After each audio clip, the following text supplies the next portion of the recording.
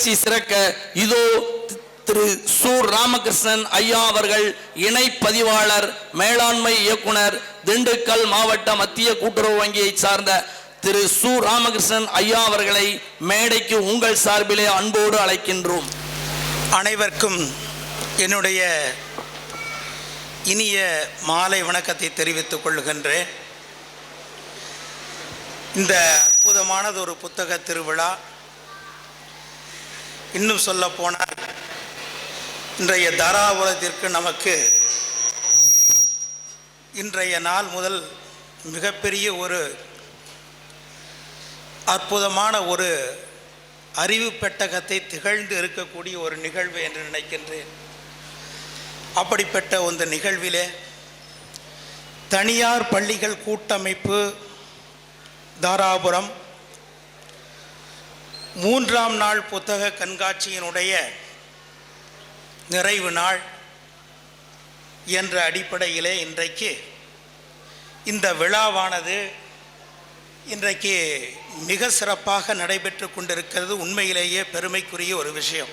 ஏனென்று சொன்னால் இந்த புத்தக திருவிழா என்பது எனக்கு தெரிய அக்காலம் தொட்டு பாப்பாசி என்று சொல்லப்படுகின்ற தென்னிந்திய பதிப்பாளர்கள் புத்தக சங்கத்தினுடைய ஒரு திருவிழாவாக முதலிலே சென்னையிலே நடைபெற்று கொண்டிருந்தது. சென்னை தவிர பிற இடம் என்று சொன்னால் ஈரோடிலே ஸ்டாலின் குணசேகரன் அவர்கள் அந்த புத்தக திருவிழாவை நடத்தி கொண்டிருந்தார். அது அப்படியே ஒவ்வொன்றாக விரிவாகி பல மாவட்டங்களிலே இன்றைக்கு புத்தக திருவிழா என்பது மிகச்சிறந்த முறையிலே நடந்து கொண்டிருக்கின்றது.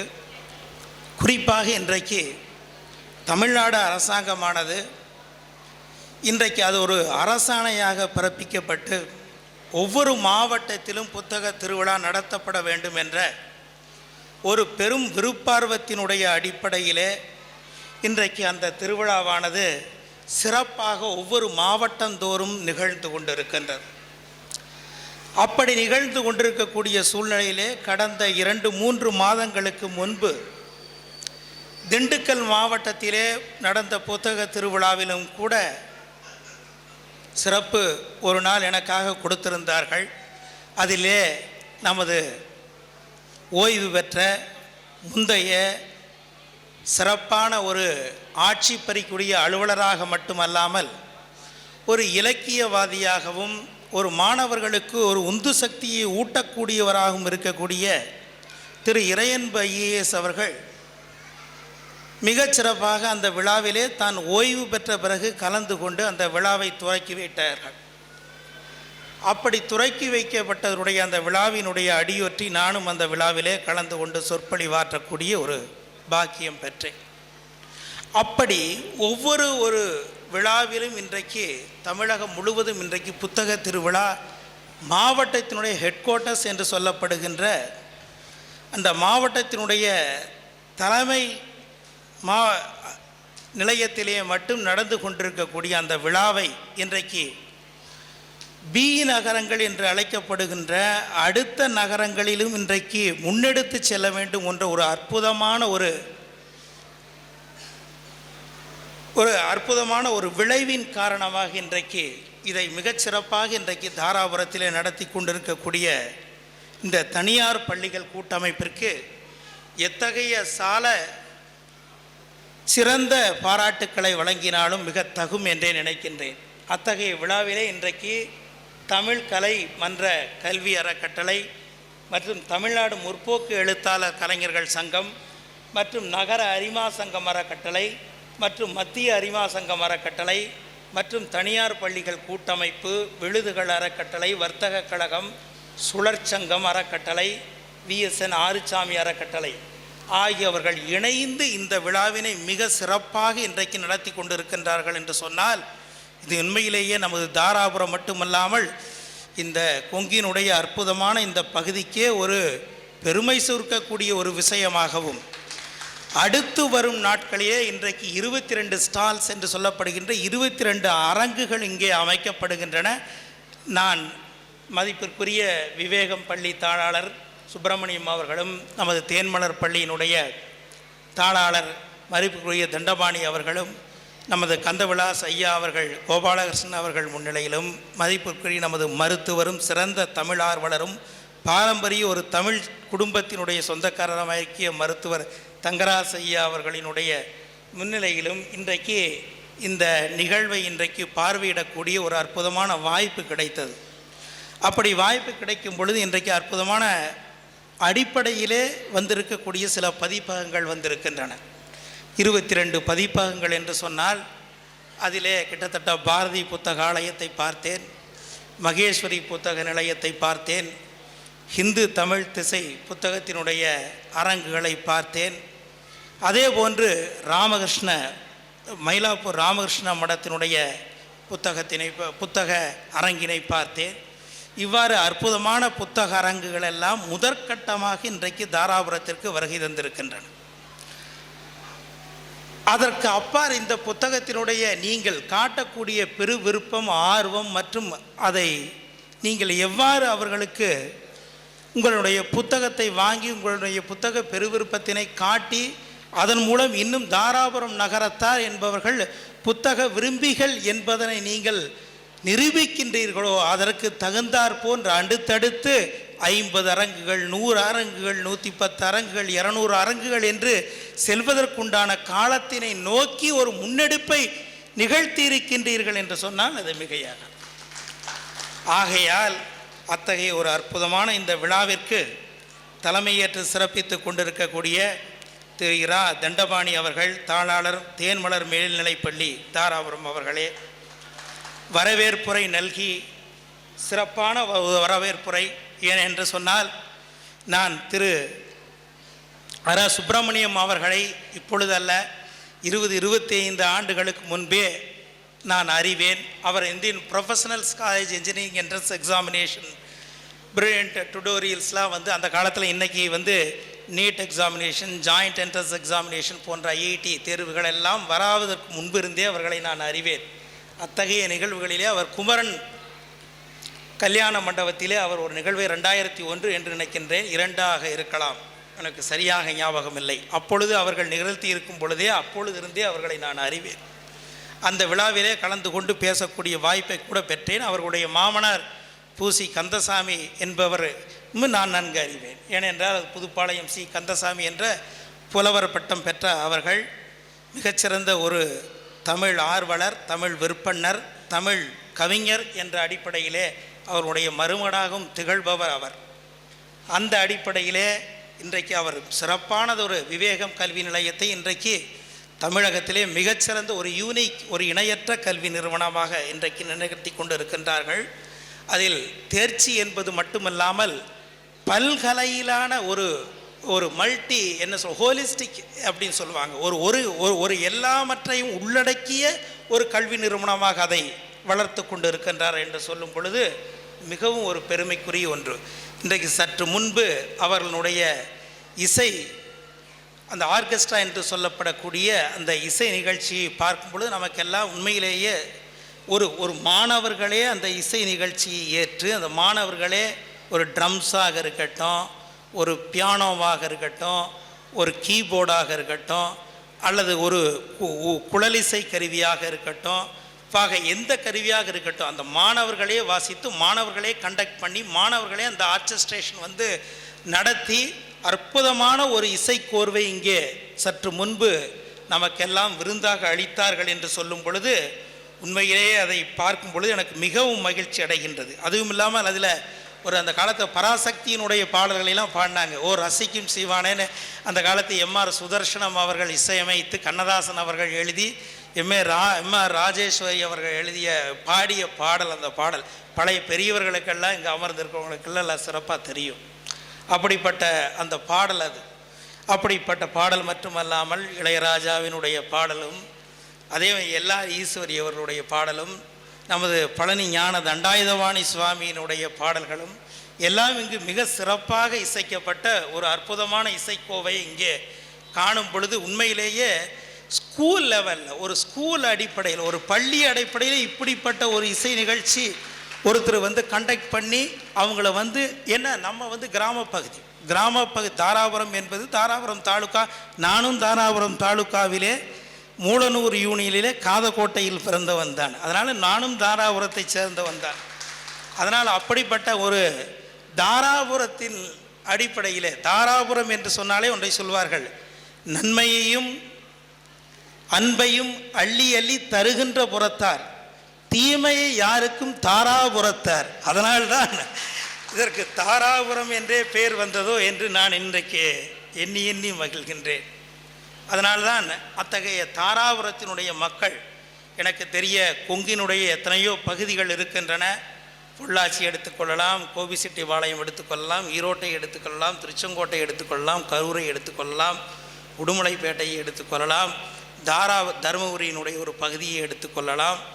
ஒட்டுமொத்த கொங்கு பகுதியை எடுத்துக்கொள்ளும் பொழுதும் கூட இந்த தாராபுரம் என்று சொல்லும் பொழுது, அந்த புறம் என்று சொன்னாலே அதற்கு ஒரு பழைய பெருமை ஒன்று உண்டு. புறம் என்றால் சிக்கினாபுரம்னு சொல்லுவாங்க, சந்திராபுரம்னு சொல்லுவாங்க, முள்ளிப்புறம்னு சொல்லுவாங்க, தாராபுரம்னு சொல்லுவாங்க. இப்படி பார்த்தீங்கன்னா சுற்றி இருக்கக்கூடிய பகுதிகள் முழுவதும் புறம் என்று எங்கே அமைந்திருக்கின்றதோ அதையெல்லாம் பழமையான ஒரு நகரம் என்று பொருள். அதை நாம் உணர்ந்து பார்க்க வேண்டும். புறம் என்று சொன்னாலே இன்னும் நீங்கள் ராசு அவர்கள், காலம் சென்ற ராசு அவர்களுடைய கல்வெட்டியல் துறையிலே அவர்களுடைய புத்தகங்களை எல்லாம் படித்தால் இன்றும் புறம் என்று கொங்கு பகுதியிலே எதெல்லாம் அழைக்கப்படுகின்றது என்பதற்கு ஒரு விரிவான பட்டியலே இருக்கின்றது. அதனால தான் அந்த காலத்தில் ராபி சேது பிள்ளை ஒன்றை கேள்விப்பட்டிருப்பீர்கள் என்று நினைக்கின்றேன். திருநெல்வேலியை சார்ந்தவர். ராபி சேது பிள்ளை அவர்கள் எழுதிய ஊரும் பேரும் என்ற ஒரு அற்புதமான ஒரு நூல். ஊரும் பேரும் என்றால் இந்த ஊர், எந்த ஊர் தமிழகத்திலே இருக்கக்கூடிய ஊர், அந்த ஊர் எவ்வாறு பேர் வந்தது, அந்த பேர் வந்ததற்கு என்ன காரணம், அந்த காரணத்தினுடைய அடிப்படையில் அந்த ஊரினுடைய சிறப்பு என்ன என்பதையெல்லாம் விவரித்து மிகச்சிறந்த ஒரு நூலொன்றை எழுதியிருக்கின்றார். அந்த நூலிற்கு இந்திய அரசினுடைய சாகித்ய அகாடமி விருதும் கிடைத்திருக்கின்றது. அது நீங்கள் பார்த்தீங்கன்னா இன்றைக்கி நீர்வழிப்படும்னு சொல்ல, இன்றைக்கி கூட கொங்கு நாட்டை சார்ந்த காங்கேயம் பகுதியை சார்ந்த தேவி பாரதி என்பவர் தான் இன்றைய 2023 நீர்வழிப்படும் என்ற சாகித்ய அகாடமி விருதை பெற்றிருக்கின்றார். கொங்கு பகுதியை சார்ந்தவர் என்பது நாம் எல்லாம் மிகப்பெரிய பெருமைக்குரிய விஷயம். அப்படியே அந்த காலத்தில் ஆரம்ப காலத்தில் சாகித்ய அகாடமி அவார்டை வாங்கினவர் ராபி சேது பிள்ளை அவர். அப்படிப்பட்ட ஊரும் பேரும் என்ற நூலிலே நமது தாராபுரம் பெயரும் கூட வருகின்றது என்பது ஒரு பெருமைக்குரிய விஷயமாக நீங்கள் கருத வேண்டும். ஏனென்றால் அப்படிப்பட்ட ஒரு தாராபுரத்திலே இன்றைக்கு இத்தகைய சிறந்த நிகழ்வு நடந்திருக்கின்றது என்று நடந்து ஏறிக்கொண்டிருக்கின்றது என்று சொன்னால், இது வருங்காலங்களிலே மிகப்பெரிய உச்சத்தை தொடும் என்பதிலே எனக்கு எல்லளவு சந்தேகம் கிடையாது. அத்தகைய நிகழ்வை இன்றைக்கு சிறப்பாக முன்னெடுத்திருக்கக்கூடிய நமது சுப்பிரமணியம் அவர்கள், விவேகம் கல்வி நிறுவனம் அவர்களை மீண்டும் எனக்கு பாராட்டுக்களை தெரிவித்துக் கொள்ளுகின்றேன். அதே சமயத்திலே முன்னிலை வகித்து கொண்டிருக்கக்கூடிய அரிமா வடுகநாதன் அவர்கள், அரவிந்தோ வித்யாலயம் ஐயா அவர்கள் நமது டிஆராக இருந்திருக்காங்கன்னு சற்று முன்பு எனக்கு சொல்லி அறிமுகப்படுத்தி இருக்கின்றார்கள். எனக்கு அவர்களை இந்த சீனியர், அதனால் அவர்களையும் வணங்கி, அதே சமயத்திலே அரிமா கோ சுரேஷ்குமார் அவர்கள் சிந்து மெட்ரிகுலேஷன் மேல்நிலைப்பள்ளி, அந்த பள்ளியை போகும் பொழுதெல்லாம் நான் பார்த்திருக்கின்றேன். இன்றை தான் அவர்களுக்கு நேரடியாக அவர்களை பார்க்கின்றேன். அதனால் அவர்களுக்கும் என்னுடைய பணிந்த நன்றியை தெரிவித்துக் கொண்டு, அதே சமயத்திலே திருமதி மனோன்மணி ஆறுசாமி அவர்கள் தாளாளர், பொண்ணு மெட்ரிக் மேல்நிலைப்பள்ளி. அக்காலத்திலே இருந்து பொண்ணு என்றால் தான் தாராபுரத்திலே ஒரு சிறந்த ஒரு இதை, எனக்கு அந்த காலத்தில் நான் சுகர் மில் எம்டியாக இருந்தேன். 2007 to 2014 அமராவதி சுகர் மில்லுடைய ஸ்பெஷல் ஆஃபீஸராக நான் இருக்கும் பொழுது காலஞ்சென்று நமக்கு தெலாம்பாளையக்குரிய நமக்கு வேலுசாமி அவர்கள் எனக்கு நிறைய முறை அவர்களை பற்றி எனக்கு சொல்லி இருக்கின்றார்கள். அந்த அடிப்படையிலே மனோன்மணி ஆறுசாமி அவர்களையும், அரிமா இரா அர்ச்சுனன் அவர்கள் துணைத் தலைவர், அரிமா மெட்ரிக் மேல்நிலைப்பள்ளி அவர்களையும், அதே சமயத்திலே நன்றி நவிழ இருக்கின்ற திரு ரா சபாபதி அவர்கள் தாளாளர், அகரம் பப்ளிக் பள்ளி தாராபுரம் அவர்களையும் என்னுடைய சிறந்த நன்றி எறிதலை இந்த நேரத்திலே அவர்களுக்கு தெரிவித்துக் கொள்ளுகின்றேன். ஏனென்றால் இந்த அகரம் பள்ளி என்பதும் கூட இன்றைக்கு சிறப்பானது ஒரு பள்ளியாக நமது தாராபுரம் நகரத்திலே இன்றைக்கு பெரும் பேறு பெற்று சிறப்புற நடந்து வருகின்றது என்பதை கேட்கும் பொழுது உண்மையிலேயே மிகப்பெரிய ஈடு இணையற்ற சந்தோகம் நமக்கு வாய்க்கின்றது. அந்த அடிப்படையிலே அனைத்து தனியார் பள்ளிகள் கூட்டமைப்பு சார்பாக இன்றைக்கு கேடில் விழுச்செல்வம் என்ற அடிப்படையிலே இன்றைக்கு இத்தகையதொரு அற்புதமானதொரு தலைப்பை கொடுத்து என்னை பேசியிருக்க சொல்லுகின்றார் என்று சொன்னால், அவர்களுக்கெல்லாம் இந்த தாராபுரம் நகரத்திலே இருந்து வந்திருக்கக்கூடிய, ஆனால் ஒன்றை சொல்லுகின்றேன், அது ஒன்றும் தவறு கிடையாது. ஏனென்றால் பாரதி டிசம்பர் 11 அவருடைய நினைவு நாள் சற்று முன்பு வந்து சென்றது. பாரதி இறந்தபோது அவர் உடையிலே மொய்த்து இருக்கின்ற ஈக்களை விட அவர்களுக்கு கூடியிருந்த கூட்டம் குறைவு என்று சொல்வார்கள். எப்படிப்பட்ட ஆகச்சிறந்த கவிஞன்!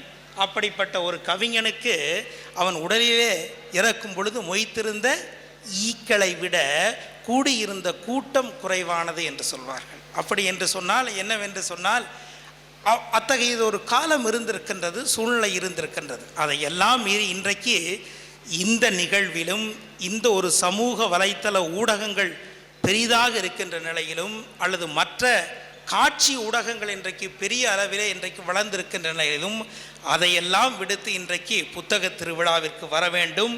இந்த புத்தக திருவிழாவிலே சிறப்பு சொற்பொழிவாளர்களாக வரவர்களை நாம் அவர்கள் என்ன பேசுகின்றார்கள் என்பதை கேட்க வேண்டும் என்று இந்த நேரத்திலும் இங்கே அமர்ந்திருக்கக்கூடிய இந்த பெருமக்களுக்கு என்னுடைய மனமார்ந்த நன்றிகளை தெரிவித்துக் கொள்ளுகின்றேன்.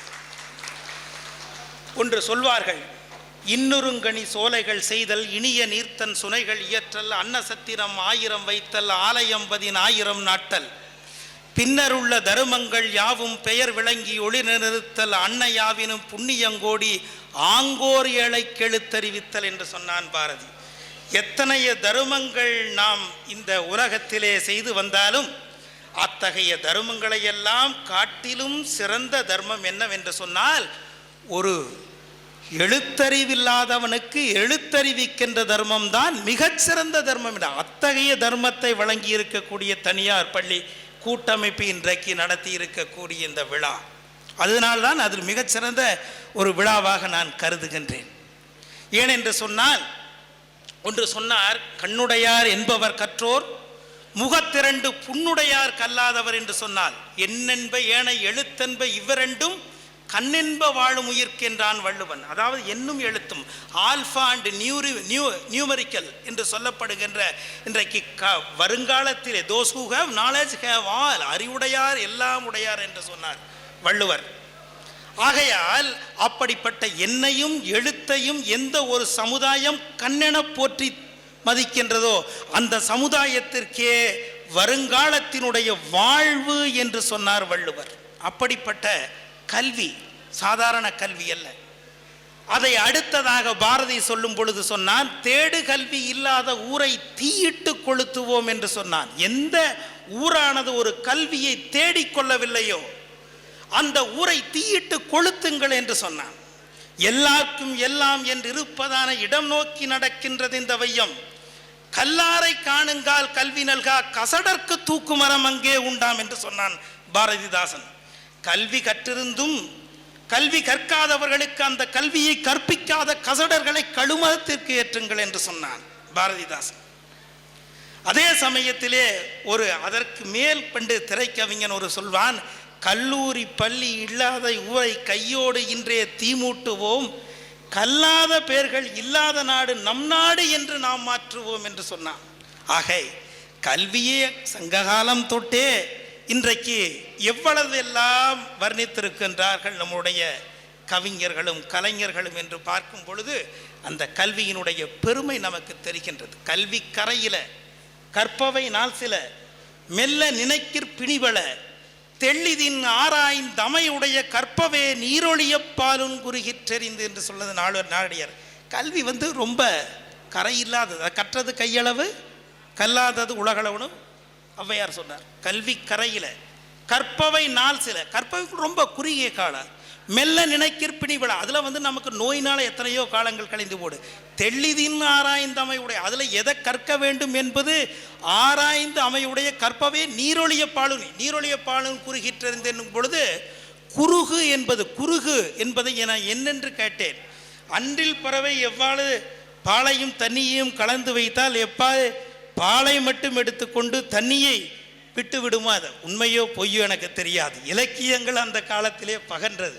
அது இன்றைக்கு அறிவியலாளர்கள் தான் அதை நிரூபிக்க வேண்டும்.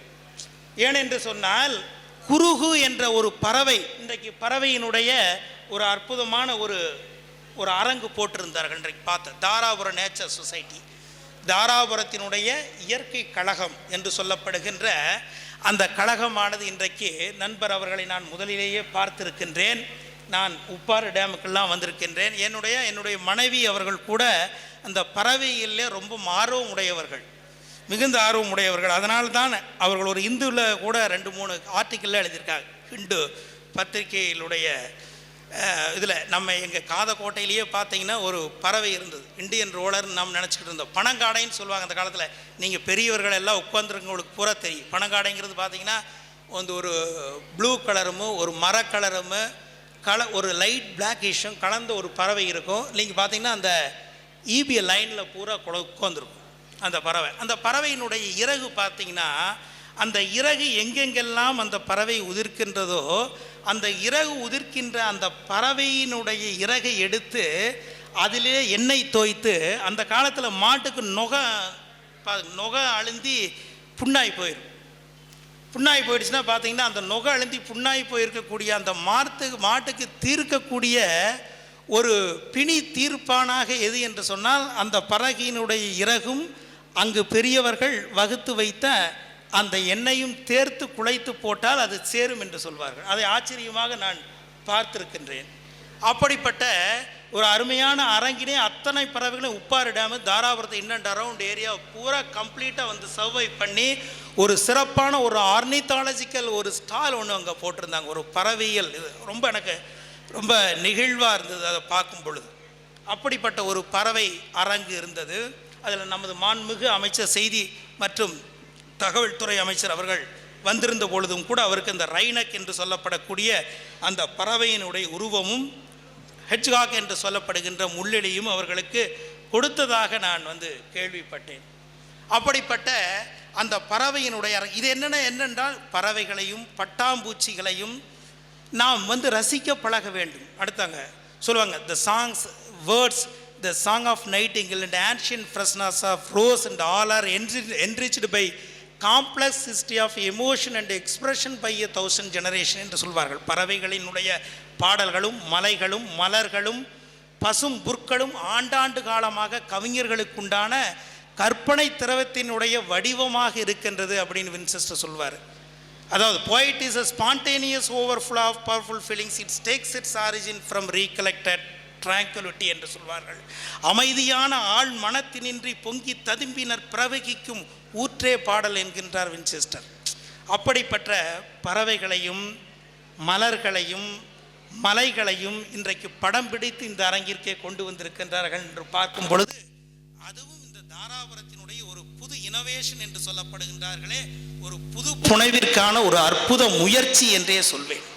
அப்படிப்பட்ட அந்த முயற்சியை இன்றைக்கு முன்னெடுத்திருக்கக்கூடிய தாராபுரம் இயற்கை கழகத்தார் அவர்களையும் இன்றைய நிலையிலே பாராட்டப்படுகின்றேன். ஏனென்று சொன்னால் நான் டாபிக் விட்டு எங்கேயோ போயிட்டு நினைக்கிறேன். ஆனால் குருகு என்று சொன்னார்கள். குருகு என்று சொன்னால் என்ன என்று பார்த்து, குருகு அப்படின்னா ஒரு பறவை. நீங்கள் பார்த்துருப்பீங்க, பாண்டுகரான்னு சொல்வீங்க, நாரை அல்லது மடையான்னு சொல்லுவோம். நம்ம வளர்க்கிற வயற்காட்டு பரப்புகள் எல்லாம் இருக்கும். அதை ஒட்டி வந்திருக்கக்கூடிய ஒரு ஷை பேர்டு, ஒரு ரொம்ப நாணி வெட்கமுடைய ஒரு பறவை. அந்த பறவையினுடைய தன்மை பார்த்தீங்கன்னா போய் ஒளிஞ்சுக்கும், அது வெளியே வராது. அதுக்கு பேர் குருகுன்னு பேர், செங்குருகுன்னு பேர். சின்னமான் இதுன்னு சொல்லுவாங்க. அதாவது ஒரு அற்புதமான ஒரு பேர் சொல்லுவார்கள். அந்த அந்த அந்த பறவை ஆங்கிலத்தில் அவ்வாறு சொல்வார்கள்,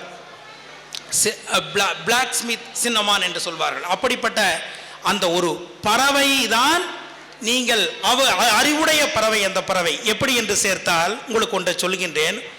ஓடு மீன் ஓரும் உருமீன் வருமளவும் வாடி நிற்குமாம் கொக்கு. உங்களுக்கு எல்லாருக்கும் தெரியும். கொக்கக்க கூம்பும் பருவத்து மற்றதன் குத்தொக்க சீர்த்து மிடத்தும் வள்ளுவர் சொல்.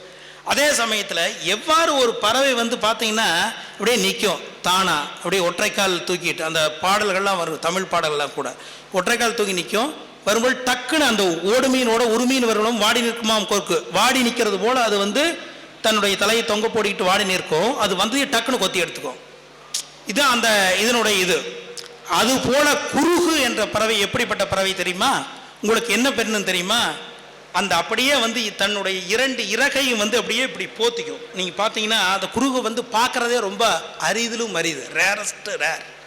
அந்த பறவை பார்க்கவே முடியாது, நீங்கள் ரொம்ப ரேராக இருக்கும். அந்த பறவையை பார்க்கும் பொழுது எப்படிங்கன்னா இந்த 2 கைகளில் இப்படி மூடிக்கி தன்னுடைய தலையை மூடிக்கிட்டு அப்படியே நிற்கும். எங்கேன்னா தண்ணிக்கு நடுவில் அப்படி நிற்கும் பொழுது நிழல் கவிழ்ந்துடும். கீழே பார்த்தீங்கன்னா நிழல் கவிழ்ந்துடும். நிழல் கவிழும் பொழுது என்னாகும், அங்கே நிழல் இருக்குது அப்படின்னு தேடி ஏதோ ஒரு மரமோ ஒரு குச்சியோ ஒரு செரியோ செத்தையோ இருக்கின்றதோ என்று சொல்லி அந்த நிழல் தேடி மீன் வரும். அந்த நிழல் தேடி மீன் வந்து இருக்கும் பொழுது டக்குன்னு கொத்திக்கும். அந்த என்ன ஒரு அறிவார்ந்த பேர்டுன்னு சொல்லுவாங்க. என்ன தன்னுடைய அறிவை பயன்படுத்தி அப்படி மீனை வர வச்சு அப்படி கொத்தி அதனுடைய இரையை எடுத்துக்கும். பிரெடேட்டர் அந்த இரையை எடுத்துக்கும். அப்படிப்பட்ட ஒரு பறவை குருகு. அதைத்தான் குறுகிற்றெறிந்து ஜெயமோகன் நான் படிக்கும் பொழுது ஒரு நாவலில் பார்க்கும் பொழுது சமீபத்தில் அதை சிறப்பாக விளக்கி இருந்தார். அப்படின்னு சொல்லும் பொழுது அப்போ குருகு அப்படிங்கிற இந்த பறவைக்கு இவ்வளோ ஒரு அறிவான பறவை. அப்படின்னா அப்படிப்பட்ட அறிவான பறவை பாலையும் தண்ணியும் கலந்து வச்சா பாலம் மட்டும் குடிச்சிட்டு தண்ணியை வைக்கும் அப்படிங்கிறது கூட உண்மையா இருக்குமோ? நான் உண்மையா இல்லைன்னு சொல்ல, ஏன்னா இதில் வந்திருக்கக்கூடிய எத்தனையோ ஆராய்ச்சி அறிஞர் கூட இருப்பீங்க, எதையாவது நம்ம தப்பாக பேசிட்டுன்னு எதாவது சொல்லிடக்கூடாது. அதனால் வந்து உண்மையாக இருக்கு. ஏன்னா அந்த காலத்தில் கடமாவை தொலைச்சிய காணுரை வேங்கை இடம் வீழ்ந்ததுண்ணாதிறக்கும் மிடமுடைய வானகம் கையுறினும் வேண்டோர் விழுமியோர் மானம் வழங்கவரின்னு ஒரு பாடல் இருக்குது. அதாவது கடமாவை வந்து புலி வந்து காட்டில் அடைச்சிருச்சுன்னா இடப்பக்கம் வீழ்ந்தால் அது சாப்பிடாதாம்மா.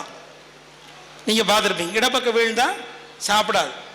ஏன்னா வலப்பக்கம் நான் அடித்து வீழ்த்திய இறை வந்து வலப்பக்கம் வீழ்ந்தால் மட்டுமே நான் சாப்பிடுவேன், இடப்பக்கம் வீழ்ந்தால் சாப்பிட மாட்டேன் அப்படின்ட்டு அது சாப்பிடாதான். அப்படித்தான் மானமுடைமையோர் மானம் வழங்கவரிங்க. அப்படி மானமுடையவர் உண்டு வானகத்தையே தனக்கு கொடுக்குறோம்னு எழுதி வச்சால் கூட தனக்கு இழுக்கான ஒரு செயலை செய்ய மாட்டாங்க அப்படிங்கிறது நாளடியார் அந்த காலத்தில். ஆனால் நான் இதை எனக்கு தெரிந்த வனவியல் அறிஞர்களிடமும் எனக்கு தெரிந்த ஃபாரஸ்ட் நண்பர்கள் நிறைய எனக்கு இருக்கின்றார்கள். ஐஎஃப்எஸ் ஆஃபீஸர்ஸ் வந்து டிஎஃப்ஓஸ் இவங்ககிட்டலாம் கூட நான் வனத்தில் இப்படி ஏதாவது நடக்குதா, நீங்கள் புலியை துரத்தி போய் புலி வந்து மானை துரத்தி கடமாவையோ புள்ளிமானையோ அல்லது sambar deer any one of deer இப்போ பண்ணி அடித்து ஏதாவது இப்படி இடம் எழுந்துருச்சுன்னா சாப்பிடாதா அப்படின்னு கேட்டேன். இல்லைங்க அப்படி நாம் சொல்ல முடியாது. அதை அந்த மாதிரி அது ஒரு உவமைக்காக உருவகத்துக்காக அந்த காலத்தில் மானத்தை வந்து ஒப்பிடுறதுக்காக சொல்லியிருக்கலாம் அப்படின்னாங்க. ஏன் இதை சொல்கிறேன்னா குருகு அப்படிங்கிற பறவை வந்து பாலையும் அன்னத்தையும் கல்விக்கரையில் கற்பவை நாள் சில மெல்ல நினைக்கிற்பிழிவில தெல்லிதின் ஆராய்ந்தமையுடைய கற்பவை நீரொழிய பாலும் குறுகிற்றறிந்து அப்படிங்கும் பொழுது இந்த நீரை ஒழிச்சிட்டு பாலை மட்டும் பருகக்கூடிய அந்த பறவையானது இருக்கின்றதோ என்று நமக்கெல்லாம் ஒரு ஆர்வத்தையும் ஒரு தேடலையும் உருவாக்கக்கூடிய வகையிலே இந்த நாலடியார் செய்யுள் கல்விக்கு ஒப்பாக பேசப்படுகின்றது என்பதுதான் நாம் இன்றைக்கு நினைந்து உவந்து நாம் மகிழக்கூடிய ஒன்று விஷயமாக இருக்கின்றது. கேடில் விழுச்செல்வம் என்று சொல்லும் பொழுது தம்பி சொன்னாங்க முன்னாடி நம்ம மாஸ்டர் ஆஃப் செருமனி அதை வந்து ஒருங்கிணைத்து நகர்த்தக்கூடிய நிகழ்ச்சி ஒருங்கிணைப்பாளர் மிக அழகான தமிழில் அவர் பேசினார். அப்பொழுது பேசும் பொழுது மிகச் சிறப்பாக சொன்னார், வெள்ளத்தால் அழியாது கேடில் விழுச்செல்வம் என்று சொன்னால் நீங்கள் இந்த இடத்துல டாபிக் வரணும். அதாவது அழியாத செல்வம். அழியாத செல்வம் என்பது கல்வி. கேடு இல்லாத விழுமிய மதிப்புடைய செல்வம். விழுமியது அப்படின்னா மதிப்புடைய செல்வம், கேடு இல்லாத செல்வம். மாடு அல்ல, மாடு என்றால் அந்த காலத்தில் மாடுங்கிறது செல்வம் என்ற பொருளில் வந்து கையாளப்பட்டது. மாடு அல்ல மற்றையவை. அந்த செல்வத்திற்கு நிகரில்லாத அழிவில்லாத செல்வம் எதுவும் இல்லை. அப்படின்னா வெள்ளத்தால் அழியாது, வெந்தணலால் வேகாது, வேந்தரால் கொள்ளத்தான் முடியாது, கொடுத்தாலும் நிறைவொழிய குறைபடாது, கள்ளத்தால் எவராலும் கவரத்தான் முடியாது, கல்வி என்னும் உள்ளத்தே பொருள் இருக்க உலகெல்லாம் பொருள் தேடி உழல்வதென்னே அப்படின்னு அற்புதமா சொன்னார். அப்ப வெள்ளம், வெந்தணல், வேந்தர் மற்றும் கள்ளர் ஆகியவர்களெல்லாம் கவரப்பட முடியாத பொன்னும் அணியும் மற்ற செல்வங்களும் என்றைக்குமே நிலை இல்லாத செல்வம், கல்வி செல்வம் மற்றும் தாள் அழியாத செல்வம் என்று சொன்ன அந்த வள்ளுவனின் வாக்கை எண்ணி எண்ணி நான் இரும்புவதை எய்துகின்றேன். எவ்வளவு அற்புதமான அந்த பாடல். ஆகையால் அதை ஒற்றித்தான் பார்த்தீர்கள் என்றால் தாமத்தர், தத்தர், பனைக்குடவர், எத்தனையோ 10 பேர் உரை எழுதியிருக்காங்க திருக்குறளுக்கு. அதில் பரிமேலழகர் எழுதிய உரையிலே அவர் சொல்லக்கூடியது, இந்த வெள்ளம் என்றும் வேந்தர் என்றும் வெந்தணல் என்றும் கள்ளர் என்றும் யாராலும் கவர முடியாத ஒரு செல்வம் நமது கல்வி செல்வம். அப்படிப்பட்ட கல்வி செல்வத்தை அளிக்கக்கூடியவர்களாக இன்றைக்கு தனியார் பள்ளியை கூட்டமைப்பு இன்றைக்கு நடத்தி இருக்கக்கூடிய இந்த விழாவானது மிகச்சிறந்த விழா என்று சொன்னால் நாம் இன்றைக்கும் அதை நாம் குறைவுபட முடியாது. அதே சமயத்திலே ஒன்றை சொல்லிக்கொள்ள, education should develop character, culture and curriculum என்று சொல்வார்கள். அதாவது ஒரு கல்வி என்பது ஒரு மனிதனை முதலிலே அடிப்படையிலே பண்புமிக்க மனிதனாக மாற்ற வேண்டும். அடுத்தது கலாச்சாரமிக்க மனிதனாக மாற்ற வேண்டும். அதற்கடுத்து தான் வகுப்பறை பாடத்திட்டத்தினை அவன் கற்றுணர்ந்து தேர்ந்து அதற்கு பின்பு அதிலே வேலை பெறுகின்ற மனிதனாக ஆக்கப்பட வேண்டும். ஆகையால் தான் அடிப்படையிலே சொல்லும்போது education should develop character, culture and curriculum. பாடத்திட்ட வகுப்பறைகள் என்பது 3ஆம். முதலிலே இருக்கக்கூடியது கேரக்டர். அப்பொழுது கேரக்டர் என்று சொன்னால், மிகச்சிறந்த கேரக்டர் என்று சொன்னால் ஒன்று சொல்வார்கள், பண்பு என்பதும் பண்பாடு என்பதையும் அடிப்படையிலே கேரக்டராக நாம் வகுத்திருக்கின்றோம். அப்ப சுவாமி சின்மயானந்தா ஒரு அற்புதமான விளக்கத்தை சொன்னார். பண்பு எனப்படுவது என்னென்ன, அகத்தை கட்டுக்குள் வைப்பதை பண்பு என்றும் புறத்தை கட்டுக்குள் வைப்பதை பண்பாடு என்றும் சொன்னார். எவ்வளவு அழகாக அந்த டெஃபினிஷனை அவர் டெரைவ் பண்ணியிருக்காருன்னு பாருங்க. அகத்தை, அகம் என்பது அழுக்காறு, அவா, வெகுளி, இன்னாச்சொல். இந்நான்கும் இழுக்கா என்ற தரம் என்கின்றான் வள்ளுவன்.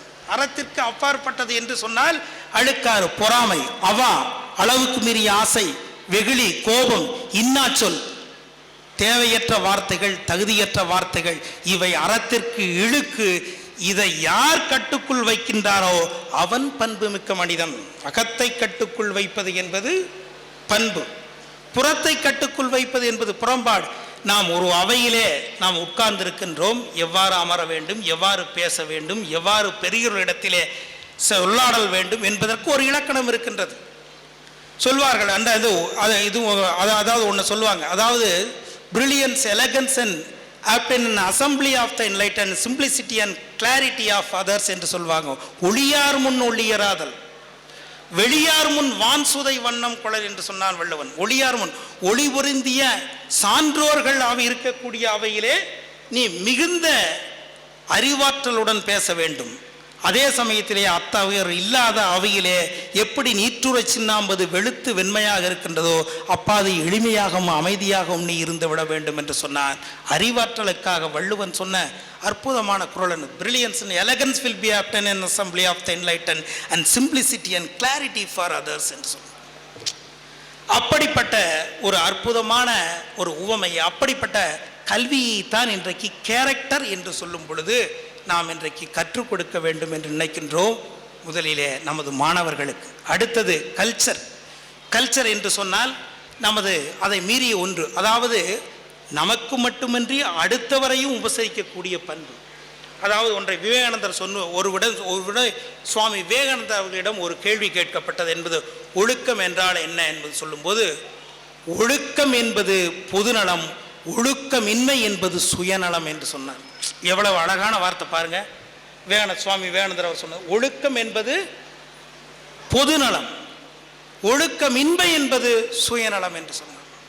ஆக இதில் பாரதிதாசன் சொல்லுவான் ஒரு இடத்துல பார்த்தீங்கன்னா, தன் பெண்டு தன் பிள்ளை தன் வீடு சோறுண்டு சம்பாத்தியம் இவையுண்டு தானுண்டு போன் சிறியதொரு கடுகு போல உள்ளம் கொண்டோன் தெருவோர்க்கும் பயனற்ற சிறிய வீணன் கண்ணலடா என் சிற்றூர் என்போன் உள்ளம் கடுகுக்கு நேர் மூத்த துவரை உள்ளம் தொன்னை உள்ளம் ஒன்றுண்டு தன்னாட்டு சுதந்திரத்தால் பிறநாட்டை துன்புரித்தல் ஆயுதங்கள் பரிகரிப்பார் அமைதி காப்பார் அவரவர்தம் வீடு நகர் நாடு காக்க வாயடியும் கையடியும் மலரச் செய்வார் மாம் பிஞ்சு உள்ளத்தின் பயணம் கொண்டோம் தூய உள்ளம் அன்பு உள்ளம் பெரிய உள்ளம் தொல்லுலக மக்களெல்லாம் ஒன்றே என்னும் தாயுள்ளம் தனிலன்றோ இன்பம் இங்கே ஆங்கே சண்டை இல்லை தன்னலம்தான் தேர்ந்ததாலே என்று சொல்வான் பாரதிதாசன். அப்ப எந்த இடத்துல தன்னலம் இல்லையோ, விவேகானந்தர் சொன்ன மாதிரி, அதாவது சுயநலம் விடுத்து பொதுநலம் என்ற அந்த ஒழுக்க நெறியை எங்கு ஒருவர் கற்கின்றாரோ அந்த இடத்திலே ஒருவனுக்கு கலாச்சாரம் மிக்க மனிதனாக ஆகின்றான்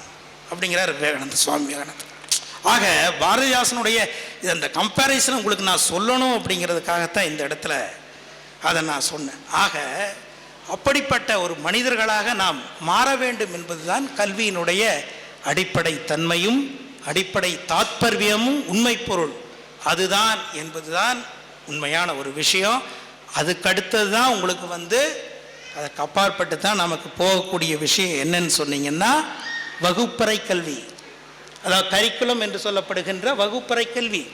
ஒரு முதலிலே ஒரு பள்ளியானது போதிக்கப்பட வேண்டியது குணாதிசய கூறுகள், கேரக்டர்.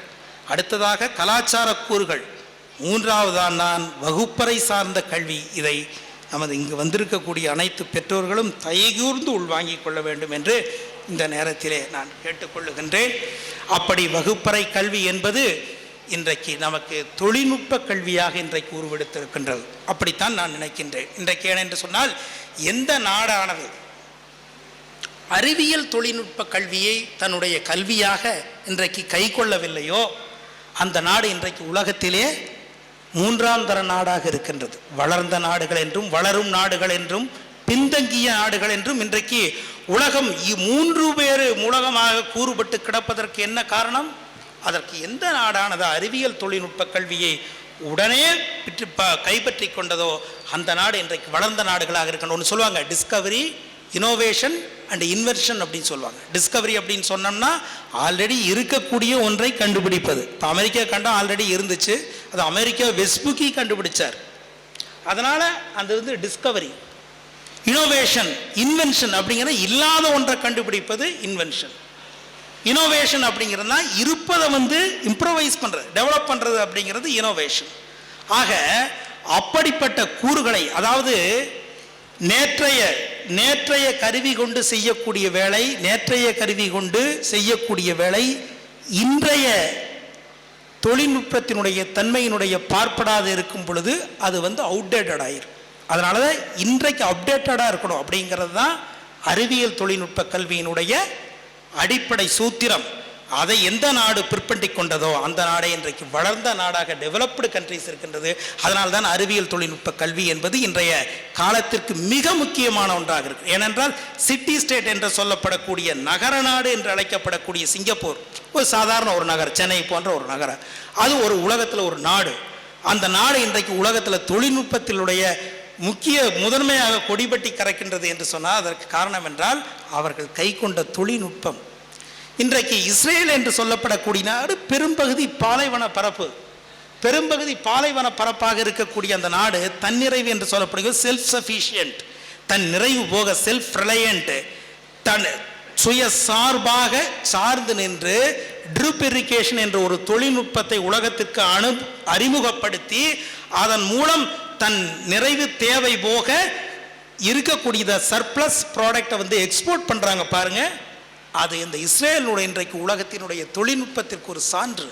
அதாவது பெரிய மக்கள் தொகை நாடாக இருக்கக்கூடிய சைனா, இன்றைக்கு சீனா, இன்றைக்கு அவ்வளவு மக்கள் தொகையை வைத்துக்கொண்டு இன்றைக்கு ப்ரொடக்டிவிட்டின்னு சொல்லக்கூடிய உற்பத்தி திறனிலும் அதே சமயத்தினுடைய அளவிறந்த உற்பத்தி பொருட்கள் சந்தைப்படுத்துதலிலும் இன்றைக்கு உலகத்திலே நம்பர் 1 நன்றியாக இருக்கின்றது என்று சொன்னால் அதற்கு காரணம் அறிவியல் தொழில்நுட்பத்தை அவர்கள் கை கண்ட ஒரு தன்மை தான். அதற்காகத்தான் நமது காலம் சென்ற நமது அண்ணா பல்கலைக்கழகத்தினுடைய முன்னாள் துணைவேந்தரும், காமராசர் பல்கலைக்கழகத்தினுடைய துணைவேந்தரும், இந்திரா காந்தி திறந்த வெளி பல்கலைக்கழகத்தினுடைய அதில் 3 துணைவேந்தராக இருந்தால் அவர் மூவேந்தர் என்றே அழைக்கலாம். அப்படிப்பட்ட நமது மாங்களாம்பாளையத்தில் பிறந்த வாசை குழந்தைசாமி அவர்கள் சிறந்த உலகத்தினுடைய நீரியல் நிபுணராக இருக்கின்றவர்கள் அந்த வளரும் நாடு, வளர்ந்த நாடு, பின்தங்கிய நாடு என்ற நாடுகளை சொல்லும் பொழுது ஒரு கவிதையை கதவுகள் காப்பதில்லை என்ற அவருடைய கவிதை தொகுப்பிலே அற்புதமாக சொல்லுகின்றார். அரை நொடி நேரம் நின்றோம் யாம் 1000 காதம் பின்னடைந்தோம், 1000 மைல் பின்னாடி போயிட்டோம், 1000 காதம் பின்னடைந்தோம், விரைவுடன் தொடர்ந்த மேற்செலவில், செலவு என்றால் பயணம், விரைவுடன் தொடர்ந்த மேற்செலவில் எமை விட்டு பிரிந்த பயணியர்கள் நெடுநாள் ஒன்றாய் நடந்தோம் நாம். எல்லா நாடுகளையும் பார்த்து சொல்றார். நெடுநாள் ஒன்றாய் நடந்தோம் நாம், நம் நிறையும் குறையும் பகிர்ந்துண்டோம், 1000 ஆண்டுகளாய் நாம் அணைந்தும் பிணைந்தும் வாழ்ந்திருந்தோம், சாரையில் நடந்தனம் ஒரு குழுவாய் நாம் தவழ்ந்து நடந்த யாத்திரையின் தாரைகள் இன்னும் அழியவில்லை, சரிதையின் நினைவுகள் மறையவில்லை. அறிவியல் என ஒரு தேர் கண்டீர், அதில் அமர்ந்தீர் பரந்தீர் மேற்சென்றீர். வறியவர் செல்வர்கள் என பிரிந்தோம், நம் மானுடம் பிளந்தது மலைக்கின்றோம். எவ்வளவு அற்புதமான கவிதை! உலக இன்றைக்கு அறிவியல் கல்வியின் தொழில்நுட்பத்தையும் பின்பற்றாத காரணத்தினால் இன்றைக்கு இந்தியா இன்றைக்கு வளரும் நாடுகளினுடைய கேட்டகரியில் இருக்குது. ஆனால் அதை நோக்கி அற்புதமாக வளரும் நாடாக என்ற உலகத்திலே 5வது இன்றைக்கு 11வது நாட்டிலிருந்து 5வது பொருளாதார நாடாக இன்றைக்கு உருவெடுத்திருக்கின்றது என்பதனையும் இந்த நேரத்திலே நாம் எண்ணி பார்க்க வேண்டும். வெகு விரைவிலே 3வது பொருளாதார நாடாக உருவாகும் என்பதனையும் நாம் நிச்சயமாக நம்ப வேண்டும். அந்த அடிப்படையிலே இன்றைக்கு இந்தியா முன்னேறி கொண்டிருக்கின்றது என்பது சொன்னால் காலம் கடந்ததாக இருந்தாலும் கூட இன்றைய அரசாங்கத்தினுடைய மிகப்பெரிய தொழில்நுட்பத்தினுடைய ஸ்டார்ட் அப் போன்ற தொழில்நுட்பத்தினுடைய பாய்ச்சல் இன்றைக்கு அறிவியல் தொழில்நுட்ப கல்வியை எங்கேயோ கொண்டு போய் நிறுத்தி இருக்கின்றது. இன்றைக்கு உலக மாணவர்களுக்கு ஈடாக போட்டி போடுகின்ற ஒரு தகைமை பண்பை நமக்கு வளர்த்தி இருக்கின்றது. விவேகம் பள்ளிகள் போன்று, சிந்து பள்ளிகள் போன்று, அகரம் பள்ளிகள் போன்று, பொன்னு மல்லிகள் போன்று இன்றைக்கு எத்தனையோ பள்ளிகள் இன்றைக்கு தாராபுரத்திலே இன்றைக்கு கட்டமைக்கப்பட்டு சிறந்த தொழில்நுட்பாளர்களை வருங்காலத்திலே உருவாக்கும் என்று சொன்னால் அது நிச்சயமாக மிக இல்லை, அது நடந்தே தீரும். இந்தியா வளர்ந்த நாடினுடைய பட்டியலிலே சேருவதற்குண்டான காலம் வெகு தொலைவில் இல்லை என்பதனையும் நீங்கள் இந்த நேரத்திலே சிந்தித்து பார்க்க வேண்டும். தாராபுரம் நகர வாழ் மக்களே, அதே சமயத்திலே ஒன்றை இந்த இடத்திலே சொல்லிக்கொள்ளலாம் என்று நினைக்கின்றேன். அந்த சமயத்திலே அறிவியல் தொழில்நுட்ப கல்வியை நாம் பயில்கின்ற இந்த நேரத்திலே இன்னொன்றை பார்க்கணும். எஜுகேஷன் ஃபார் ஹியூமன் லிபரேஷன், அதாவது கல்வி வழியில் மனிதம் மலர என்று சொல்வார்கள். கல்வி என்பதே மனிதத்தை மலரச் செய்வதற்காகத்தான். மனிதம் என்பது என்ன? தன்னை போல் பிறரை நேசித்தல், வேறு ஒன்றும் இல்லை. சிம்பிள் டெஃபினிஷன், தன்னை போல் பிறரை நேசித்தல், அதுவும் மனிதம். அப்படிப்பட்ட ஒரு மனிதத்தை வளரச் செய்ய வேண்டும் என்று சொன்னால் அப்படிப்பட்ட இந்திய பண்பாட்டின் ஆன்மீகத்தினுடைய அடிப்படையிலான கல்வியையும் நாம் இன்றைக்கு மீட்டெடுக்க வேண்டும் சகோதரர்களே. இன்றைக்கு அதை நான் சொல்றேன். பாரதி சொல்வான், பாரதி 66 கணிதம் 12 ஆண்டு பயில்வர், பின்னர் கார்கொள் வானிலோர் மீனிலை தெரிந்திலர், அணிசை காவியம் ஆயினும் கற்கினும் ஆழ்ந்திருக்கும் கவியுளம் காண்கிறார், வணிகமும் பொருள் நூலும் பிதற்றுவார், வாழும் நாட்டிலோர் பொருள் கெடல் கேட்டிலர், கம்பன் என்றொரு மானுடன் வாழ்ந்ததும் காளிதாசன் கவிதை புனைந்ததும் உம்பர் வானத்து கோளையும் மீனையும் ஓர்ந்தளந்ததோர் பாஸ்கரன் மாட்சியும் நம்பரும் திரளோடொரு பாணினி ஞானமீதில் இலக்கணம் கண்டதும் இம்பர் வாழ்வின் இறுதி கண்டு உண்மை இயல்புணர்த்திய சங்கரனேற்றமும் சேரன் தம்பி சிலம்பை இசைத்ததும் தெய்வ வள்ளுவன் வான்மறை செய்ததும் பாரில் நல்லிசை பாண்டிய சோழர்கள் பரிசளித்து தர்மம் வளர்த்ததும் வீரர் வாழ்த்த மிலேச்சர் தந்திய கோல் வீழ்த்தி வென்ற சிவாஜியின் வெற்றியும் அன்னை யாவும் அறிந்திலர் பாரதத்து ஆங்கில பள்ளியுட்போகுனர் முன்னர் நாடு திகழ்ந்த பெருமையும் மூண்டிருக்கும் இந்நாளிகழ்ச்சியும் பின்னர் நாடுருத்தெற்றையும் தேர்கிறார் பேடி கல்வி பயின்றுணர் பித்தர்கள் என்ன சொல்லி மங்கெற்றேன் உணர்த்துவேன் இங்கிவர்க்கென் உள்ளம் எறிவதே என்று பாரதி உலகொதிக்கும் உணவு போல பாடி அந்த பாடலினுடைய பதத்தை நான் பகுந்தாராய்த்து பார்க்கின்றேன். அதனால் அப்படிப்பட்ட ஆன்மீகத்தினுடைய நம்மை சார்ந்த நம்மளுடைய கல்வி, இப்போ பிரிட்டிஷ் அரசாங்கம் இன்றைக்கு மெக்காலே கல்வி திட்டத்தை 1835 இன்றைக்கு அறிமுகப்படுத்தி கிழக்குகளாக இந்தியர்கள் உருவாக வேண்டும் என்பதனுடைய தொடர்ச்சியாக அடுத்ததாக வெள்ளையர்களுக்கு ICS என்று சொல்லப்படுகின்ற இந்தியன் சிவில் சர்வீஸை அறிமுகப்படுத்தினாங்க. அதனுடைய தொடர்ச்சியாக இன்றைக்கு IAS, IPS, IRS என்று சொல்லப்படக்கூடிய union public service commission, Tamil Nadu public service commission ஆகியவைகளெல்லாம் இன்றைக்கு உருவெடுத்திருக்கின்றன. ஆனால் அதிலே அடிப்படையிலே பண்பாட்டையும் கலாச்சாரத்தையும் ஆன்மீகத்தையும் இந்த வேணதர் சொல்வார், spiritual education, intellectual education, moral education என்று சொல்வார்கள். அப்படிப்பட்ட ஒரு கல்விதான் இந்தியத்தினுடைய தன்மைக்கு தேவை. அந்த இந்தியம்தான் இன்றைக்கு உலகத்திற்கே வழிகாட்டக்கூடிய ஒன்றாக நாளை வரும் என்பதற்கு எந்த விதமான வாய்ப்பு உங்களுக்கு நிச்சயமாக நமது இந்தியாவிலே இன்றைக்கு முன்னெடுக்கப்பட்டு கொண்டிருக்கின்றது சகோதர சகோதரிகள். ஆகையால் அப்படிப்பட்ட அற்புதமான இன்றைய கல்வியை நாம் மீட்டெடுக்க வேண்டும், சிறப்புறச் செய்ய வேண்டும். அப்படிப்பட்ட ஒரு கல்வி நமக்கு வேண்டும் என்பதுதான் அந்த காலத்தில் சொல்லுவாங்க, ஒன்று நாமெல்லாம் படிக்கும். நான்லாம் பார்த்தீங்கன்னா சின்ன பையனில் ஓடி ஒளிஞ்சுக்கணுங்க. என் வாத்தியர்கள் அதில் கூப்பிட்டு எங்கள் அண்ணனுக்கு தெரியும். ஏன்னா என்னுடைய மூத்த சகோதரரும் என்னுடைய சகோதரமாகிய திரு செல்வரத்தினம் அவர்கள் கூட முன்னால் உட்கார்ந்துருக்கின்றார், என்னுடைய சொந்த அண்ணன் அவர்கள். அதனால் நான் பார்த்தீங்கன்னா அந்த காலத்தில் ஓடி ஒளிஞ்சுக்குவேன். அங்கே இங்கே பாலத்துக்கு அடியிலே வாத்தியர்கள் தேடி பழுவாங்க, கூட்டிகிட்டு வருவாங்க. கடைசி வரைக்கும் அந்த படிப்பில் ஒரு இதே இருக்காது நமக்கு. இந்த காலத்தில் ஒன்று சொல்லுவாங்க, ஒரு இது, பிள்ளையும் படிக்க வேண்டாம், பிறம்படி படவும் வேண்டாம், சல்லையாம் சுவடி தூக்கி சங்கடப்படவும் வேண்டாம், முள்ளெனும் ஊசி கொண்டு முறியினில் எழுதவும் வேண்டாம், பிள்ளை என்று இருந்தால் போதும் பெற்றவள் கழிக்க வென்றான் அப்படின்னு அந்த காலத்தில் பிள்ளை பள்ளிக்கு அனுப்ப மாட்டாங்க. அதனால் பட்டினத்தன் அந்த காலத்தில் வருந்தி பண்ணாராம். அள்ளி கொடுத்திடும் செம்பொன்னும் ஆடையும் ஆதரவாய் கொள்ளிக்கும் பட்ட கடனுக்குமே என்னை குறித்தல் அல்லால் துள்ளி திரியும் காலத்தை என் துடுக்கடைக்கு பள்ளிக்கு வைத்தலனே தந்தையாகிய பாதகனேன் பின்னால் பாடினாராம். அதனால் அது என்னை கொள்ளிக்கும் பட்ட கடனுக்கு தான் என்னை பிள்ளையா பற்றியா எனக்கு பள்ளிக்கூடத்தில் சேர்த்தா முட்டையே அப்படின்னு சொன்னார். அதனால் இங்கே அப்படிப்பட்ட ஒரு இருந்த காலம் அதையெல்லாம் மாறி இன்றைக்கு கேடில் விழுச்செல்வம் என்று சொல்லும் பொழுது கேடில்லாத கல்விதான் இந்த உலகத்திற்குரிய மாற்று. ஒவ்வொருவருக்கும் தான் சார்ந்த தன்னம்பிக்கையோடு இந்த உலகத்திலே வாழ்வதற்குண்டான அதனால தான் என்ன சொன்னார், சாதிகள் இல்லையடி பாப்பா குல தாழ்ச்சி உயர்ச்சி சொல்லல் பாவம்னு சொன்ன பாரதி. நீதி உயர்ந்த மதி கல்வி அன்பு நிறைய உடையவர்கள் மேலோர் அப்படின்னு சொன்னார். நீதி உயர்ந்த மதி கல்வி.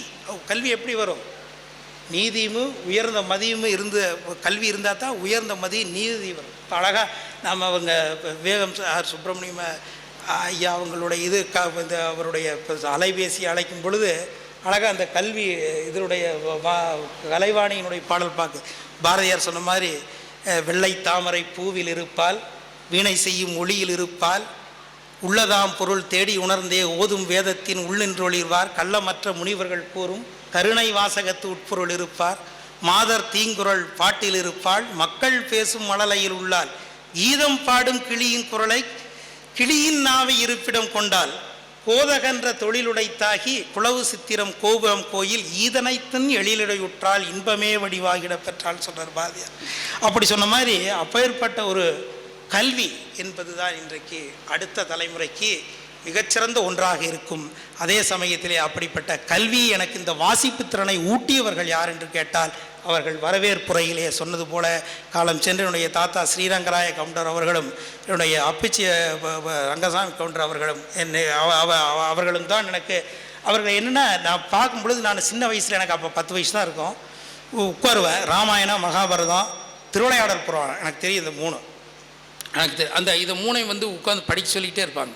நான் நமக்கு அப்போ தெரியாது. 4வது 5வது படிக்கும்போது கொஞ்சம் வாசிப்பு திறன் வரக்கூடிய அந்த பருவம். அந்த பருவத்தில் நான் உட்காந்து அவங்க கட்டல்கிட்ட சேர் போட்டு உட்காந்துக்கிட்டு படிச்சுட்டே இருப்பேன். அந்த மகாபாரதத்தை அதுதான் பின்னால் நமக்கு புத்தகங்களை வாசிப்புகளையும் படிக்கும் பொழுது தான் ஏதோ ஒரு சூழ்நிலையில் நம்ம புத்தகம் நம்மளை இணைச்சி ஒரு உயர்நிலைக்கு கொண்டு வரும் அப்படிங்கிறதுக்கு அடிப்படை காரணகர்த்தியாக இருந்தவர்கள் என்னுடைய தாத்தாக்கள் இருவரும் என்று சொன்னால் அது நிச்சயமாக மிகையாகாது. ஏன்னா என்று சொன்னால் என்னுடைய தாத்தா ரங்கசாமி கவுண்டர் அவங்க சொல்லுவாங்க என்னென்னா ஒரு சொன்ன கடன் பட்டார் நெஞ்சம் போல் கலங்கினான் இலங்கை வேந்தன் ஒரு பாட்டு இருக்கும். நீங்கள் அப்படி ராமாயணத்தில் இருந்த பாட்டு, ராமாயண பாட்டு 10,000 பாட்டு ஹைமென்ஸ் கம்பர் எழுதுனது. அதில் பார்த்தீங்கன்னா கிட்டத்தட்ட அவருக்கு எனக்கு தெரியும் காலஞ்சர் நிறையா பாடல்கள் சொல்லுவார். ஒரு 4,000-5,000 பாட்டு கிட்ட அவர் அந்த பாடல்களை சொல்லுவார். நிறையா பாடல்கள். இன்னொரு சின்ன ஐயன் இருக்கா, அவர் 2 பேரும் சேர்ந்து சொல்லுவாங்க அந்த பாடல்கள் பார்க்கும் பொழுது நான் அது கேட்டவருக்கு கடன் பட்டார் நெஞ்சு போல் அப்படின்னு ஒரு பாட்டு இருக்குதா அப்படின்னு கேட்டால் அவர் சொன்னார், இல்லை இதில் இல்லை, சரஸ்வதி அந்தாதியிலையோ அல்லது ஏறு எழுபதுலையோ சிறை எழுபதுலையோ சடகோபர அந்தாதியிலையோ கம்பர் எழுதிய சரஸ்வதி அந்தாதிலையோ இதர நூல்களில் இருக்கா அப்படின்னு கேட்கும் பொழுது அவர் சொன்னார், அதில் இல்லைப்பா அப்படின்னு சொன்னால் அந்த பாட்டை சொன்னார். எனக்கு ஆச்சரியமாக இருக்குது. எனக்கு கூட இப்போ சமீபத்தில் நமது ராம் சீனிவாசன் அவர் கூட மதுரையில் பேசும்பொழுது எனக்கு அந்த பாட்டை கொடுங்கினார். விடமுண்ட மீனை போலும் வெந்தணல் மெழுகு போலும் படமெடுத்த வாம்பின் வாயின் பற்றிய தேடை போலும் திடம் கொண்ட ராமபாணம் செருக்களத்துற்ற போது கடன்பட்டார் நெஞ்சம் போல் கலங்கினான் இலங்கை வேந்தன் அப்படின்னு சொன்னார். எனக்கு அப்படின்னு சொல்லும் பொழுது ரொம்ப ஆச்சரியமாக இருந்துச்சு. இப்போ நாட் ஒன்லி என்னுடைய அப்பச்சி மட்டுமில்லாமல் நான் இந்த இடத்துல பெருமையாக சொல்லிக்கொள்வது விரும்புகிறேன். என்னுடைய பாரதிய ஜனதா கட்சியினுடைய மாநில தலைவருடைய அண்ணாமலையினுடைய தாத்தா அப்படின்னு இந்த நேரத்தில் நான் சொல்லிக்கொள்வதில் நான் மகிழ்ச்சி அடைகிறேன். என்னுடைய அப்பச்சி தான் அவருடைய தாத்தாவும் அப்படிங்கிறது இந்த நேரத்தில் எனக்கு பெருமைக்குரிய ஒரு விஷயம். அதனால் அவர்கள் எல்லாம் அந்த காலத்தில் அப்படிப்பட்ட நல்ல விஷயங்களை எல்லாம் கல்வி பற்றியும் மற்ற விஷயங்களையும் பற்றியும் போதித்து சென்றார்கள். ஆகையால் அத்தகைய ஒரு சிறப்புமிக்க இந்த கேடில் விழுச்செல்வம் ஆகிய இந்த கல்வியை இன்றைக்கு தனியார் பள்ளி கூட்டமைப்புகள் வர்த்தகமாக மட்டுமன்றி இன்றைக்கு ஆங்காங்கே இருக்கக்கூடிய மேதமை தன்மையுடைய மாணவர்களையும் தேடி பிடித்து அவர்களுக்கும் அத்தகைய கல்வி செல்வத்தை இலவசமாக வழங்க வேண்டும் என்றும் கேட்டு, அறிவினால் ஆகுவதுண்டோ பிரிதின் நோய் தன்னோய் போர் போற்றாக்கடை. அதாவது இந்த அறிவினால் என்ன பயன்? அடுத்தவருக்கு வந்திருக்கக்கூடிய துன்பத்தினை தன் துன்பமாக பாவித்து போற்றாத இந்த அறிவினால் என்ன பயன் கேட்குறார் வள்ளுவர். அதனால் அதுதான் திருக்குறளுடைய ஜெனித்து, இலக்கிய உலகினுடைய ஜெனித் என்று சொல்வார்கள், உச்சம் என்று சொல்வார்கள். ஆகையால் அப்படிப்பட்ட ஒரு கல்வியை இந்த சிறப்புமிக்க நிகழ்விலே கற்க வேண்டும். என்றால் இத்தகைய சிறப்பு அதிகப்படியான புத்தகங்களை எல்லாம் படிக்க வேண்டும். நிறைய புத்தக வாசிப்புகளை நாம் செய்ய வேண்டும். ஒவ்வொரு அது எத்தகைய மருத்துவத்துறையாக இருந்தாலும், பொறியியல் துறையாக இருந்தாலும், அல்லது கணினி துறையாக இருந்தாலும், இன்றைக்கு நேனோ டெக்னாலஜி என்று சொல்லப்படுகின்ற அந்த ஆர்டிஃபிஷியல் இன்டெலிஜென்ஸ் அதாக இருந்தாலும், பயோ இன்ஜினியராக இருந்தாலும், எந்த துறை யாருக்கு பிடிக்கின்றதோ அந்த துறையிலே இருக்க வேண்டும். அதே மாதிரி தமிழையும் அத்தகைய துறைக்கு தகுதியுடையதாக ஆக்க வேண்டும். செந்தமிழின் பெருமையென செவிகள் கைப்ப தினந்தோறும் பேசுகின்றீர். செந்தமிழின் பெருமையென செவிகள் கைப்ப தினந்தோறும் பேசுகின்றீர். ஒரு சொல் கேளீர். ஆங்கிலம் போல் உலகமன்றில் அமருடைய ஆட்சி மொழி குழுவில் ஒன்றா, ஐக்கிய நாட்டு அமை ஒளியா, மனித ஜாதி நமதென்னும் செம்மொழியின் வரிசை பெற்ற யவனம் போல் வடமொழி போல் நமதும் ஒன்றா, வையத்தின் துறை அனைத்தும் நம்முள் கொண்டு வளர்மொழியா, பல்கலையின் வாயிலா, நாம் ஐயத்திற்கிடமின்றி பெருமை கொள்ளும் அடிப்படைகள் யாவை என ஆய்ந்ததுண்டா, எதை நம்பி பேசுகின்றீர்? தமிழர் நம்மோர் ஏற்றத்தின் ஊற்றறியீர். ஆய்வில்லாது கதை சொல்லி என்ன பயம்? தமிழர் பண்டை கலை செல்வம் முழுமையையும் கண்டீர் இல்லை. முறையிலோர் கொடியேற்றி அண்ணன் தம்பி முறைமையினர் தமை வாழ்த்த முன்னர் வாழ்த்தி, காலையிலும் மாலையிலும் தமிழர் வாழ்ந்த கதை வேசி இன்று வரை கண்டதென்ன? ஆங்கிலமும் நன்கறியீர். செம்மை சான்ற அயல் மொழிகள் கற்பதிலும் ஆர்வம் காணீர். தீங் இழைக்கும் வடமொழி என்று எதிர்ப்பீர். பேசும் செழுந்தமிழின் முழுமையையும் தெளிந்தீர் இல்லை. ஒளியற்ற வெப்பத்தின் உருவம் நீவீர். உம்பணியால் தமிழ் என்றும் உயர்வதில்லை. வழியுண்டு இடியுண்டு மழை இல்லாத வானம் நீர். தமிழும்மால் உயர்வதில்லை. இந்தியத்தின் பண்பாட்டின் விழிகள் என்ப இன்தமிழும் வடமொழியும் என்னும் உண்மை விந்தியத்தின் வடக்கேயும் கடல் தாண்டி வெளியுலக மன்றத்து விளக்க வேண்டும் என்று சொன்னார் தன்னுடைய கதவுகள் காப்பதில்லை என்ற நூலிலே டாக்டர் விசிகே அவர் குழந்தைசாமி அவர் குலோத்துங்கன் அவர். ஆகவேயால் அப்படிப்பட்ட உண்மை நிலையை நமது தமிழை அத்தற்குரிய அறிவியல் தமிழாக உயர்த்த வேண்டும். சிலம்பொலியும் சித்திரமும் திருக்குளரும் சிலம்பொலியும் கம்பன் கண்ட சித்திரமும் தேவையெல்லாம் தீர்ப்பதுண்டோ? கருத்துலக பூம்பொழியின் விரிவில் கோடி கலைமணதல் காணீரோ? அவையெல்லாம் திருத்தமிழில் கண்டீரோ? செந்தமிழில் செய்தீரோ? மொழி வளர்க்க மருத்துவரின் பொறிவளரின் அறிவியல் நூல் வல்லினரின் துணை தேட வழி செய்தீரோ என்று கேட்கின்றார். திருக்குளரும் சிலம்பையும் கம்பராமாயணத்தையுமே பேசி காலம் பழிப்பதல்ல தமிழ் மொழி. அதையும் மீறி இன்றைக்கு அறிவியல் தமிழாக நாம் இன்றைக்கு மொழியை வளர்த்திருக்க வேண்டும். அதற்காக தனியார் பள்ளிகளினுடைய கூட்டமைப்பு மட்டுமின்றி ஒட்டுமொத்த தமிழகமே ஒரு உறுதியை ஏற்போம். அறிவென்றி ஒளியதுவும் அறியோம். இன்றும் ஆய்வுக்குள் அடங்காத புதிர்கள் யாவும் தெரிகின்ற நெறி காண்போம். உண்மை தேடி திசையெங்கும் அலைபவர் யாம். திறந்த நெஞ்சர் வெய்கின்ற கொள்கையினர். மாற்றமிலா சமுதாய விதியதையும் எக்காலும் ஒப்போம். சாலச் சிறிதென்ற துரும்பொன்றில் புறக்கும் செல்வமெல்லாம் கண்டறியும் திறத்தவர் யாம். எண்ணுவதும் படைப்பதும் எம் கடமை. யாங்கும் எல்லோர்க்கும் சம வாய்ப்பு நிறைந்ததான மண்ணுலகை சமைப்பதும் எம் குறிக்கோள். நாளை வருகின்ற தலைமுறையின் வாழ்வுக்காக உண்ணுவதும் உறங்குவதும் தவிர்த்தும் உழைப்பதுவே யாம் கூடி மகிழும் இன்பம். மற்றும் விண்ணுலகம் உண்டெனிலும் விளைவோம் இல்லை. மீளாத நரகென்று பயந்தோம் இல்லை என்று கூறி விடைபெறுகின்றேன். வணக்கம். நன்றி.